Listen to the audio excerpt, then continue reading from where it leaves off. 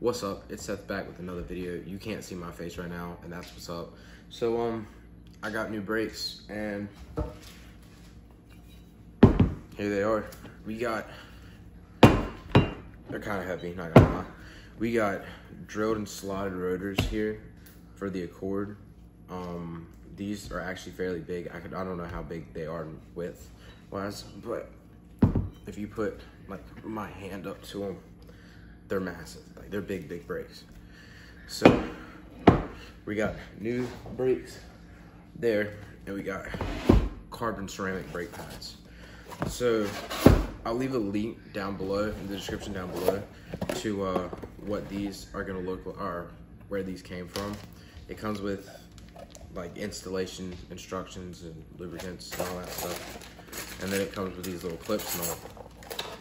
But this is the really good part, is it comes with carbon ceramic rotors or pads, which are stoppy boys, and that's gonna be really nice to be able to actually stop in a car.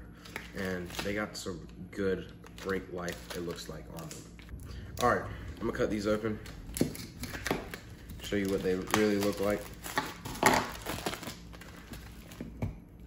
All right, so if you see there, they're very thick type pad, and these are carbon ceramic, so carbon fiber ceramic brake pads. So this helps with your like,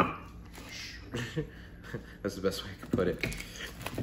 But these brakes are bigger than stock, so, all right, they may be the same. I think they are the same actually. But now we're gonna go look at the stock and see the big difference. And these brakes did cost, I think, $319 with shipping and handling. But like I said, I'll leave a link to where I got these from. I actually got them on AutoZone, so that's fairly good. But yeah, let's go ahead and see this versus stock. So as you can see, we have the car here. This is what it'll look like now, hopefully, with these nice new brakes. But as you can see here, the brakes are pretty bad before. The calipers are going to be painted. They're getting painted blue. I wanted to do something a little bit different than everybody else.